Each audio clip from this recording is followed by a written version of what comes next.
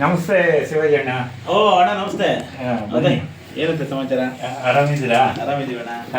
ನಾವು ನಿಮ್ಮನ್ನ ನೋಡಾನೆ ಸಂದರ್ಶನ ಮಾಡ್ಕೊಂಡು ಹೋಗೋಣ ಅಂತಾನೆ ಬಂದೆ. ತುಂಬಾ ದೂರ ಬಂದ್ಬಿಟ್ಟಿದ್ದೀರಲ್ಲ. ಅದೇ ಈಗ ಈ ತೊಗಲು ಗೊಂಬೆ ಬಗ್ಗೆ ಸ್ವಲ್ಪ ನನಗೆ ಅರಿವು ಬೇಕಾಗಿತ್ತು. ಜೊತೆಲಿ ನಾನು ಬಾಲ್ಯದಿಂದನೂ ಅದರ ಅಭಿಮಾನಿ. ನೀವು ತೊಗಲು ಗೊಂಬೆ ಬಗ್ಗೆ ಅಲ್ಲಿ ಇಲ್ಲಿ ಸ್ವಲ್ಪ ಕಾರ್ಯಕ್ರಮ ಮಾಡ್ತಾ ಇರ್ತೀರಿ, ಪತ್ರಿಕೆಗಳಲ್ಲಿ, ಶಾಲೆಗಳಲ್ಲಿ ಕಾರ್ಯಕ್ರಮ ಅಂತ ಕೆಲವೊಂದಷ್ಟು ಜನ ಮಾತಾಡ್ತಾರೆ. ಅದ್ರ ಬಗ್ಗೆ ಸ್ವಲ್ಪ ಹೆಚ್ಚಿನ ಒಂದು ಮಾಹಿತಿ ನಮಗೆ ತಿಳ್ಕೊಳ್ಳೋದು ಒಂದು ಕುತೂಹಲ. ಅದು ತಾವು ನಮ್ಮೊಂದಿಗೆ ಹಂಚಿಕೋಬೇಕು ಅಂತೇಳಿ ನಾನು ವಿನಂತಿ ಮಾಡ್ಕೊಂಡು. ತೊಗಲು ಗೊಂಬೆ ಅನ್ನೋದು ಅಣ್ಣ ಒಂದು ಪ್ರಾಚೀನ ಕಲೆ. ಇದು ಸುಮಾರು ಒಂದು 3-4 ತಲೆಮಾರುಗಳಿಂದ ನಮ್ಮ ಮುತ್ತಾತಂದ್ರ ಕಾಲಗಳಿಂದ ನಮ್ಮ ಇದರಲ್ಲೇ ಪರಂಪರೆಯಲ್ಲಿ ನಡ್ಕೊಂಡ್ ಬಂದಿರುವಂತ ಕಲೆ. ಇವಾಗ ನಮ್ಮ ಮಾವರು ಕೂಡ ಇವಾಗ ಹೊರದೇಶಗಳಲ್ಲಿ ಕೂಡ ಸತತವಾಗಿ ಮಾಡ್ತಿರ್ತಾರೆ. ಗುಂಡೂರಾಜು ಅಂತ ಹೇಳಿ ಹಾಸನ ಭಾಗದಲ್ಲಿ ಅವರು ಅದ್ಭುತ ಕಲಾವಿದರು, ಹಾಗೆ ರಾಷ್ಟ್ರಮಟ್ಟದ ಕಲಾವಿದರು ಕೂಡ ಅವರು. ಹಾಗೆ ಏನಾಗಿದೆ, ಇತ್ತೀಚಿನ ದಿನಗಳಲ್ಲಿ ಇದು ನಶಿಸಿ ಹೋಗ್ತಾ ಇದೆ ಅಷ್ಟೇನೆ. ಮೊದಲೆಲ್ಲ ಇಡೀ ರಾತ್ರಿ ಜನ ಕೂತ್ಕೊಂಡು ನೋಡ್ತಾ ಇದ್ದಂತ ನಾಟಕಗಳು ಇವೆಲ್ಲ ರಾಮಾಯಣ, ಮಹಾಭಾರತ, ಪೌರಾಣಿಕ ಪ್ರಸಂಗಗಳನ್ನೆಲ್ಲ ಮಾಡ್ತಾ ಇದ್ರು.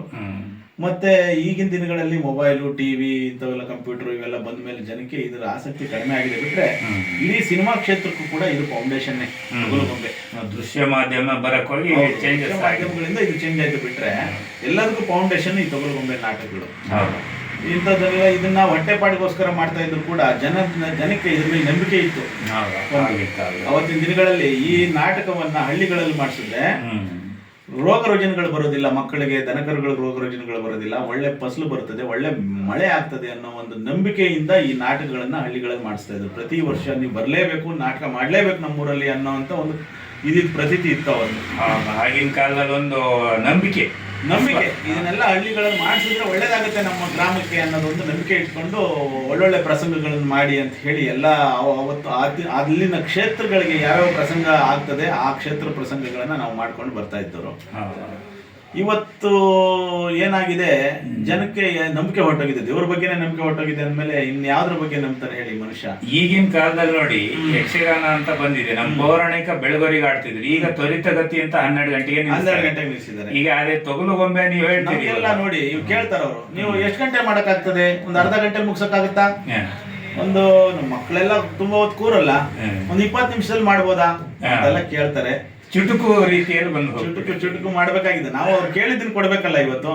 ಆ ಕಾರಣದಿಂದ ಅವ್ರು ಏನ್ ಕೇಳ್ತಾರೋ ಅದ್ರಲ್ಲೇ ಪ್ರಸಂಗಗಳನ್ನ ತುಕಡ ಮಾಡಿ ಎಷ್ಟು ಬೇಕೋ ಅಷ್ಟನ್ನೇ ಮಾಡ್ಕೊಂಡು ನಡ್ಕೊಂಡು ಹೋಗ್ತಾ ಇದೀವಿ ಸುರೇಶಣ್ಣ. ನಾನು ಅದೇ ನೋಡ್ತಾ ಇರ್ತೀನಿ, ನಿಮ್ ಯೂಟ್ಯೂಬ್ ಅಲ್ಲಿ ಕೆಲವೊಂದು ಚುಟುಕು ಇದು ಬರ್ತಾ ಇರ್ತದೆ, ನೋಡಿದೀನಿ. ಹಾಗಾಗಿ ನಮ್ಗೂ ಹೇಳಂಗಿಲ್ಲ, ಯಾಕಂದ್ರೆ ಜನ ನೋಡೋರಿಲ್ವಲ್ಲ. ಆ ಕಾರಣದಿಂದ ನಾವು ಅವ್ರು ಏನ್ ಕೇಳ್ತಾರೋ ಅದನ್ನೇ ಕೊಡ್ಬೇಕು ಅಂತ ಹೇಳಿ ಮಾಡ್ಕೊಂಡು ಹೋಗ್ತಾ ಇದೀವಿ. ತುಂಬಾ ಧನ್ಯವಾದಗಳು. ನಮ್ಗೆ ಅನೇಕ ಮಾಹಿತಿಯನ್ನು ತಿಳಿಸ್ಕೊಟ್ಟಿದ್ದೀರಿ. ಅದು ನಮ್ಗೆ ಬಹಳ ಸಂತೋಷ. ಅಂದ್ರೆ ನಿಮ್ಮನ್ನು ಭೇಟಿ ಮಾಡೋದ ಒಂದು ಕಲೆ ನನ್ನಲ್ಲಿ ಹುಡುಕು ಬಂದಿದೆ. ಧನ್ಯವಾದಗಳು. ಪ್ಲೇ ಮಾಡಿ.